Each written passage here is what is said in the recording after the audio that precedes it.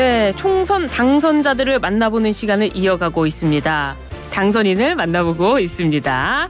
3부에서는요. 핫인물입니다. 더불어민주당 남양주에 입성한 김병주 의원과 인터뷰 나눠봅니다. 안녕하세요. 네, 안녕하세요. 김병주입니다. 네, 우선 축하드립니다. 아, 감사합니다. 비례대표에서 지역구 국회의원으로 되시는데 힘들진 않으셨어요? 아, 많이 힘들었죠. 아, 그래요? 사실 비례대표가 네. 지역에 가서 성공할 확률이 많지가 않습니다. 그렇습니까? 네, 그래서 작년 5월에 가서 1년 가까이 노력을 했죠. 네. 노력의 결과 당선이 되셨네요. 정말 다시 한번 축하드리고요. 남양주를 보니까요. 남양주 가불병, 갑에는 최민희 의원, 그리고 을에는 우리 김병주 의원님, 그리고 병에는 김용민, 또 옆에 하남에는 추미애 당선인까지. 네. 민주당 벨트입니다. 네. 어떻습니까? 분위기가 어땠습니까? 예. 분위기가 좋았습니다. 저희 특히 남양주는 개혁 3남매라고 명칭을 하면서 했습니다. 최민희 의원은 이제 언론 개혁. 언론 개혁. 김용민은 검찰 개혁. 검찰 개혁. 김병주는 안보 개혁. 안보 분야를 담당해서 개혁 3남매라고 명칭을 붙이고 기자회견도 하고 공동 공약도 하고 해서 성수 효과가 났습니다. 아, 그렇군요. 그래서 여기 남양주 가불병을 전부 탈환하시는 쾌거를 이루셨네요. 좋습니다. 남양주 을에서 최종 결과 56.94%, 곽관영 후보가 41.76%를 받았는데요. 개표 과정을 보면요, 이번에 엎치락뒤치락 마음을 졸이셨을 것 같은데 언제 좀 안도를 하셨습니까? 네, 사실 출구 발표 났을 때 제가 60.1%, 곽관영 후보가 37.6%에서 20% 이상 차이가 났어요. 그래서 처음에는 안도를 했는데 나중에 보니까 출구 조사가 잘 안 맞는 것 같아요. 맞아요. 그리고 저희 지역도 한 10%로 격차가 20% 이상 출구 조사에 났는데 줄어들더라고요. 그러니까 점점 줄어들었어요. 그래서 긴장을 많이 했죠. 끝까지 긴장을 늦출 수가 없었는데 후반으로 갈수록 이제 점점 또 격차가 벌어져서 한 15% 이상씩 이렇게 나면서 안도를 했죠. 아, 그러셨군요. 근데 사실 출구조사 보기 전에도 사실 여론조사에서도요. 선거 전에 민주당 일각에서는 200석 예상도 하고 그랬거든요. 실제로 범야권의 200석 나왔다면 이 예측 어떻게 보셨습니까? 지금 좀 달랐는데. 진짜 야권이 200석이 나왔어야 되는데. 나왔어야 되는데. 너무 아쉽습니다. 왜냐하면 윤석열 정권이 지금 폭정과 폭주가 지나치고 또 거부권 행사도 많이 하고 이런 걸 막기 위해서는 200석이 절실했거든요. 저는 그 정도 나올까 의문을 가지면서도 한편으로는 200석을 바랐는데 거기에 못 미치는 결과가 나와서 좀 아쉽기는 합니다. 그렇지만은 우리가 민주당이 압승을 하게 됐죠. 이렇게 압승하게 된 때는 저는 윤석열 정권의 폭주를 심판했다고 봅니다. 국민들께서. 그리고 또 이러한 민주주의 후퇴를 바로 세우고 민생과 경제를 바로 해달라라는 어떤 국민적인 명령 이번 총선에 그대로 나타나지 않았나 하는 생각이 듭니다. 아, 그렇군요. 그런데 또 출구조사 예측 결과와는 다르게 좀 뒤집힌 곳도 있지 않습니까? 민주당이 앞서가다가 뒤집히면서 국민의힘이 가져간 곳, 뭐 분당 갑이라든지 동작을 여긴 정말 이재명 대표께서 아주 힘을 쏟은 곳 아닙니까? 도봉 갑 여기도 좀 뒤집혔는데 충격이었다라고 생각하세요? 저는 도봉 갑이 충격적이었어요. 도봉 갑이 충격이었다. 도봉 갑은 사실 한 30여 년 동안 우리 민주당이 수성했고 16년 동안 민주당이 계속해 왔었거든요. 그리고 거기에는 또 민주주의의 상징이신 고 김근태 의원님께서 15, 17대까지 했었고 이어서 김 의원의 부인인 인재근 의원이 하시고 그 지역은 아주 우리 야성이 강한 지역이었는데 이번에 결과가 출구조사는 유리하게 나왔는데 그거 뒤집혔잖아요. 그래서 역시 지역에서는 국민의힘 김재섭 지금 당선인 같은 경우는 오랫동안 그 지역을 다졌어요. 그래서 지역은 또 그러한 논리가 작동하는구나. 또 파고 들어야 되는구나. 저도 사실은 비례대표 하면서 안보 분야에서 네. 윤석열 정부가 열심히 싸워줘서 싸우고 해서 나름 인지도가 있었는데 네. 지역에 가보니 또 다르더라고요. 달랐군요. 네, 지역에서는 발로 뛰면서 예. 해야 되는데 그런 것들이 네. 좀 주요하지 않았나 싶어요. 사실 안기령 후보 대단히 훌륭한데 네. 2달도 안 됐죠. 안 됐잖아요. 그러니까 지역 구석구석을 다지기에는 좀 한계가 있지 않았나 하는 그렇군요. 생각을 하고 또 아쉬워하고 있죠. 아, 그러군요. 네. 예. 앞서서 말씀 주신 중에 200석 절실했다. 좀 했으면 좋겠다. 이렇게 예상을 하셨는데 사실 민주당에서 총선 전에 악재라고 해야 될까요? 뭐 김준혁 후보의 뭐 의혹이라든지 양문석 후보의 이 의혹이 있었습니다. 그럼에도 불구하고 당선이 됐는데요. 김준혁 후보에 대해서는 무효표도 4천여 표 이상 나왔다고 하면서 당내에서도 좀 우려의 목소리가 나오고 있다고 하는데요. 네. 국민의 선택이라고 하지만 좀 네. 어떤 의미가 있을까요? 저는 뭐 많은 논란이 있었잖아요. 네. 사실은 논란을 사실은 뭐 국민의힘이라든가 네. 일부 보수 언론들이 학대 재생산에서 논란을 되게 만들었다는 측면도 있어요. 사실은. 네. 그럼에도 불구하고 이런 논란 속에 지역에서의 선택은 받았잖아요. 예. 그래서 국민적인 평가는 이미 받았다라는 생각을 듭니다. 그런데 예. 사실 총선 막판에 터졌던 언어 폭력이 있었어요. 막말을 넘어서 언어 폭력. 그래요? 예. 예, 국민의힘 윤영석 후보 네. 지금은 당선인이죠. 예. 문재인 뭐 진짜 말로 하기 어려운 단어 있잖아요. XX. 네, XX. 뭐 이런 예. 단어는 써서는 안 되죠. 지금 정치 혐오가 극에 달해 있고 예. 이런 걸 조장하고 있잖아요. 그리고 또 얼마 전에는 이재명 대표께서 칼로 피습을 테러를 당해서 네. 사경을 헤맨 적도 있는데 정치인이 특히 국회의원 후보가 이런 단어를 쓴다는 것은 진짜로 있어서는 안 되는 겁니다. 예. 총선 막판에 이런 언어 폭력이 터지다 보니까 조명을 덜 받았는데 이런 것들은 이제 나중에 짚고 넘어가야 될 문제라고 봅니다. 그럼 김준혁 후보의 과거 막말은 어떻습니까? 뭐 그런 것도 이제 예. 그래서 국민 평가가 나름은 끝났지만은 또 그것은 국민들이 어떻게 보느냐에 따라서 예. 좀 지켜볼 사항이라고 보여집니다. 그렇군요. 네. 예. 네. 그래서 늘 정치인은 네. 말을 조심하고 네. 삼가하고 맞아요. 해야 됩니다. 네. 네. 누구든 간에. 말 조심해야 되겠네요. 네, 그럼요. 다 절제된 말을 쓸 네. 수가 있어야 됩니다. 그렇죠. 네, 네. 알겠습니다. 총선에 압승 거두니까요. 민주당에서 벌써 8월 전당대회 이야기가 나오고 있는데요. 이재명 대표의 그 전대 출마 다시 하는 겁니까?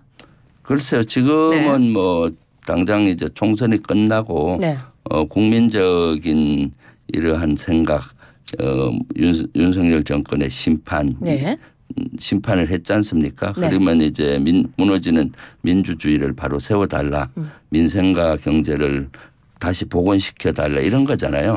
그래서 우리 당에서는 여기에 집중해야 된다고 봐요. 물론 이제 이재명 대표님 임기가 다 끝나가고 있기 때문에 하지만은 뭐 전당대회를 한다 하더라도 우리 지지자나 당원들 또 국민들은 그런 윤석열 정부와 맞서 잘 싸우면서 민주주의 후퇴를 막고 민생을 해결할 지도부를 현명하게 선택하리라고 봐요. 그럼 이재명 대표가 다시 그 전당대회에 나와서 당대표는 안 되는 거다 이렇게 보시는 겁니까? 아니요, 다른 인물이 돼야 된다? 그렇지는 않죠. 이재명 대표가 다시 나와야 된다? 꼭 그렇게 지금은 얘기할 수는 없고요. 저는 개인적으로 지금 해답은 이재명 대표님 중심으로 어떻게 하든 단결하고 똘똘 뭉쳐서 국민의 명령을 지금 수행할 단계다.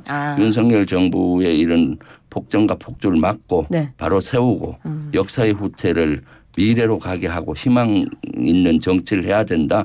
그 중심에 이재명 대표가 지금 당장도 잘하고 계시잖아요. 그래서 해야 되고 그 전당대회 문제는 지금 이 시점에 얘기하는 거는 적절하지 않는 것 같아요. 그런 얘기군요. 알겠습니다. 네, 그렇습니다. 이재명 대표 당권 얘기는 8월에 가서 해야 된다. 이런 얘기. 그건 뭐 나중에 자연스럽게 국민적인 뭐 요구가 있지 않겠습니까? 그렇죠. 알겠습니다.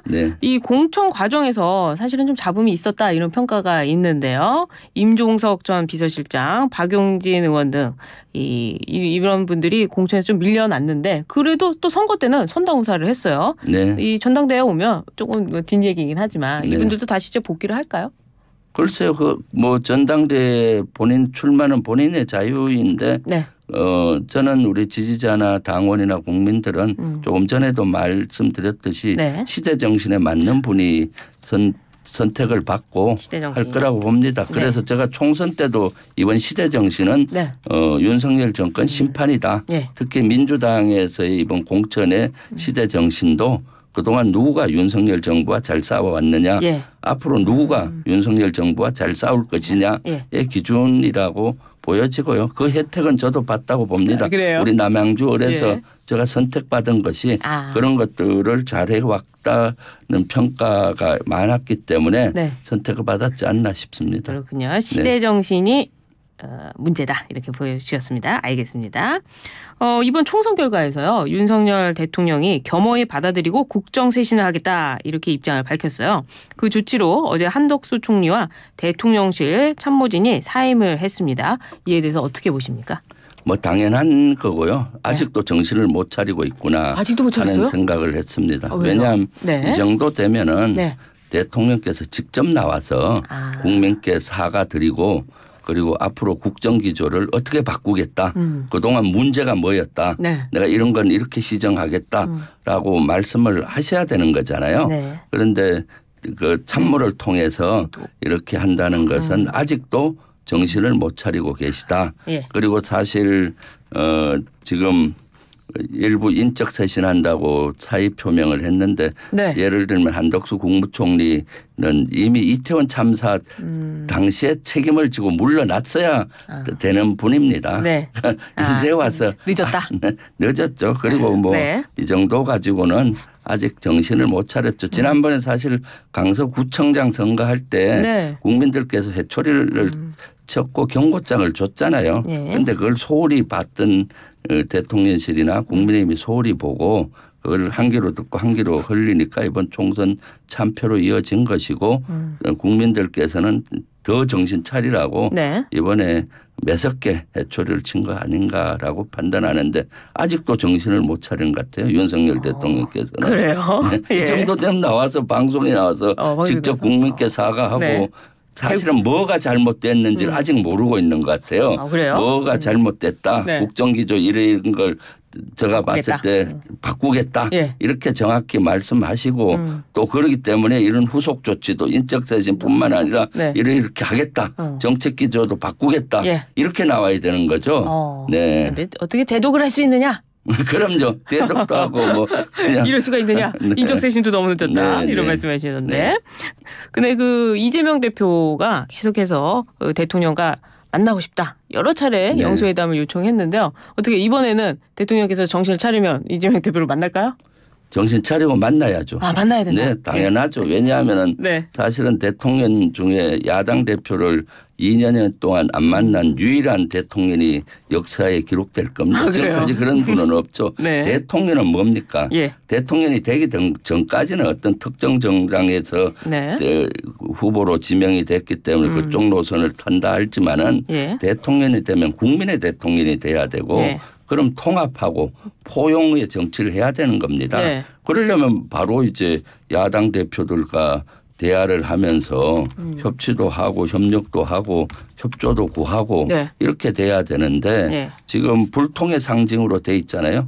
소통한다고 용산으로 이전해놓고 철옹성 같은 거 군부대 안에 갇혀서 불통의 상징으로 지금 되어서 야당 대표하고도 안 하죠.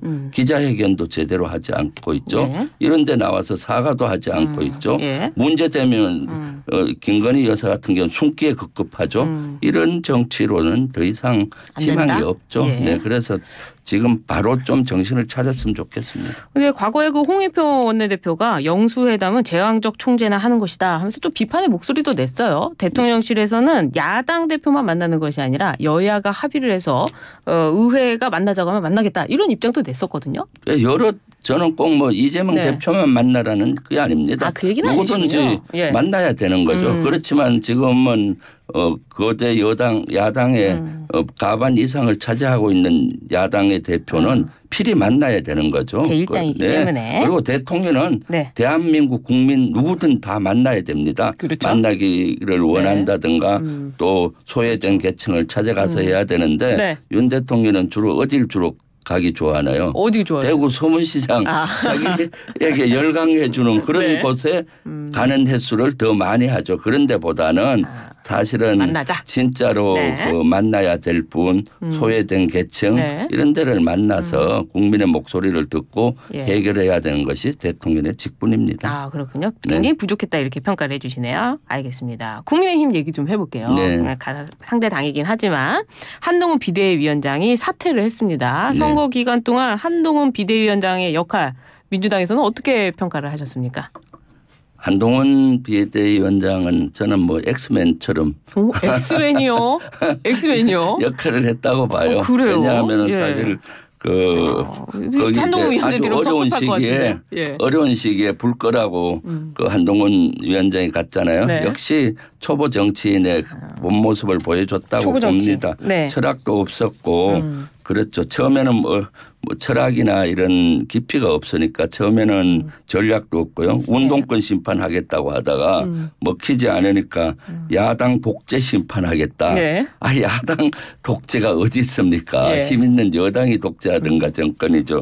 그렇게 되지도 않는 걸로 이렇게 그 프레임을 짜거나 관심을 끌려고 하는데 제대로 된 관심도 못 했던 거고요. 그리고 또 검사 생활 하던 데에 편협적인 사고가 그대로 나타나 있었어요. 어떤 점이요? 나중에 보면 법을 지키는 사람과 범죄자와의 싸움 구도를 만들었잖아요. 이것은 이분법적으로 세상을 바라보는 검사 시절의 기소냐 불기소냐 이런 것들을 정치인이 돼도 그대로 쓰는 것 같아요. 정치인은 제일 중요한 덕목이 비전 제시입니다. 비전 제시.